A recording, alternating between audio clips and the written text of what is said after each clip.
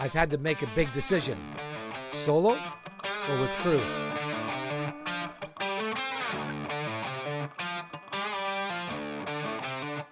Hi, good day, everybody. I'm Lowell Shepherd on board sailing vessel Wahine at Gibsy 402, and together we make up the project Pacific Solo. I want to give you kind of a no-frills update as to where I am, what I'm doing, and what's on the horizon for me. Pacific Solo is a goal that gave impetus to my dream. My dream was to buy a boat, learn how to sail, and live on her. And I'm living that dream now. I bought a boat 3 years ago, and I've been on her ever since. The majority of my time in the last 18 months cruising full-time around the coastal waters of Japan on a training voyage. And I'm training for the goal that gave the dream impetus. And the goal is to cross the North Pacific solo to the Great Pacific Garbage Patch before I'm 70. I made that announcement at my 64th birthday before I even had a boat, and I thought it may be a couple years off before I actually acquired a vessel. I've been on her now for 3 years, as I said, and cruising full-time for the last 18 months. I'm 67 now, so I have 3 years to go before I reach my stated goal. I actually made an aborted attempt last year.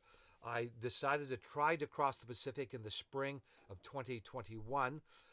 And so I really focused for 6 months all my preparations, including terminating my contract with the marina at the end of February 21 to force me out to sea. So I did, and I left the port, Tokyo port, on March 4th, 2021 to do a test sail to Okinawa and back to see if the boat and I were ready.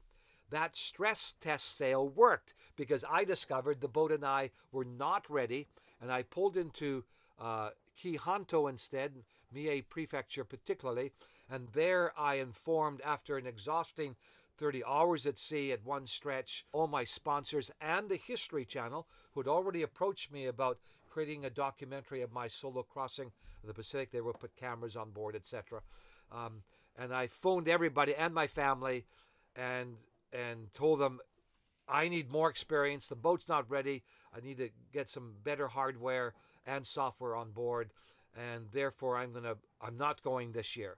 Without exception, they were all relieved, and they probably thought, good, that idiot Lowell finally sunk in.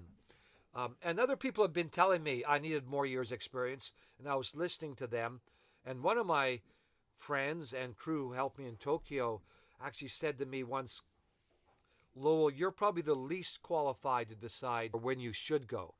And I said, well, you may be right on that, but ultimately the decision is mine and mine alone, because not only because it's my life at risk, but also I don't want anybody else to feel culpability for my decision. So I want advice to be freely given. I want to receive opposing views. I want to weigh it all up. I don't want to hold anybody else responsible, nor should anybody else feel responsible. It's my decision alone. So they were relieved when I decided I wasn't ready then. My plan now is to gear up to leaving in the spring of 2024. And so that gives me a year and a half of preparation and continued training. So what am I doing in the meantime? Well, number one, I want to continue my training voyage, and I want to get more offshore experience and multi-day passage experience. In the immediate, I am preparing my boat now to leave in 2 or 3 days' time for Amami Oshima and Okinawa. It will be about a 5-day passage from where I am now on Yuge Island in the Japan Inland Sea. What I want to tell you is that I'm actually taking crew with me. I have a shore team who are fairly active and engaged with me, and there's opposing views in that shore team, which I welcome. And one view is that I should always only ever sail solo, because that's what I'm going to do across the Pacific. I need to learn how to handle the boat and do all things single-handed on board. The other school of thought is that I need to learn from more experienced sailors, and I should sail with others who know more than me. I respect both views, And 70% of the time so far, I've sailed solo, wanting that solo experience. 30% of the time, I've had other people on board, either for safety reasons, because some of my overnight passages, I had other people on board, some I was solo. And so I've actually had both. I've decided for this 5-day passage to have experienced crew on board with me. Two particular gentlemen, I'd hoped for a third, and he's unable to come because of his own boat is being hauled out at the moment. So I have two experienced mariners coming with me. One is a mechanic who has his own boat.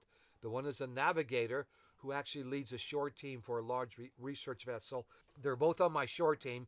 They both know my boat quite well. There'll be a safety dividend because we've got some tricky waters to navigate the tidal currents here in the Seto Naikai. When we round the cape where the finger of Shikoku, of northwestern Shikoku, points towards Kyushu, the tidal rapids can become quite strong there and can be standing waves. And I've done that strait twice already. We have to time our passage quite precisely. We have 2 or 3 hour windows to pass through certain areas, and then going down through shipping lanes until we get down to Yakushima, where then it's more open water for the last day and a half, 2 days. So they're coming along with me. I'm pleased about that because I feel my level of understanding of both sailing and my boat and all of her intricacies and idiosyncrasies, now I think at the maximum of my knowledge, and I will learn from having somebody else on the boat with me and learn by observation. It also allows the safety issue of watches, etc., through these tidal current areas and through busy shipping lanes as well. So that's what I'm doing. That's the goal 2014. I need to get to warmer waters where I can train in the wintertime. And once I'm in Amami and Okinawa, I will then upgrade my boat certificate to a temporary Kinkai. Right now, I'm only allowed up to 20 miles offshore. Kinkai, which I've had twice before, gives me basically unlimited beyond 20 miles, but only a 30 days. So I have to be back within 30 days. So that gives me the option of doing just point of wind training out into the Pacific. Also, 2023 is going to be a busy year from the History Channel.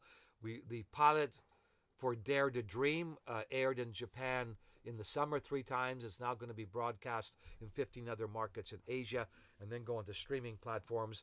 And now the decision has been made to go and film a full season of season 1, which we've agreed will start in Okinawa in March, then Amami, then Yakushima, then either up the east coast of Kyushu to Miyazaki and Oita, or up the west coast of Kyushu through past Kagoshima, Kumamoto, and to the Nagasaki Goto archipelago. Season 2 is pegged for the autumn, Shikoku and Seto Naikai, and more of that to come. So we got 2 seasons to film. And meanwhile, I'll continue my training voyage. I'm just always sailing, and I'm always exploring where I end up in harbors, so all of that fits. Also, there's a couple of exciting developments with the Never Too Late Academy, which I can't share with you yet because I've not signed either of these things, but they're exciting developments that will involve even more content being created in a variety of ways for the growing community of Never Too Laters who are gathering with me to provide mutual resource, and we're helping each other realize audacious and our high-stakes dream. So stick with me. 2023 is going to be a very active year in a new location. Lots more great videos to come. I really appreciate you watching and would ask you please subscribe, particularly if you have an interest in what I'm doing. You're a fellow Never Too Later, you're a sailor, you're an armchair adventurer, whatever it is, it helps me. But also, I want to form this community, and I really want to hear your comments, learn from you. I welcome that. I think my skin is tough enough now at the age 67. Please subscribe. It's really important to me. And remember, it's never too late. Bye for now.